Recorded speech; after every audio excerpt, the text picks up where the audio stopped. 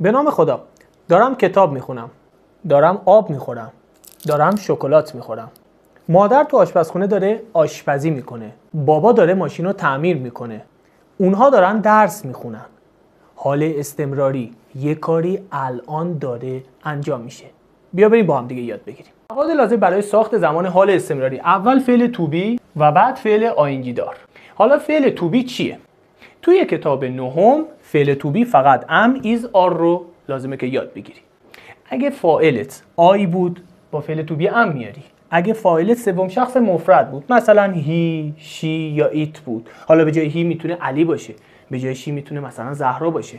ایت هم که میدونی اشاره به حیوان یا شی داره، اینها رو با ایز میاری. اما اگه فاعل جمع بود، مثلا وی، یو یا دی بود، میتونی با آر بیاری. نکته مهمش اینه که فعلت باید آینجی دار باشه. تو همون مثال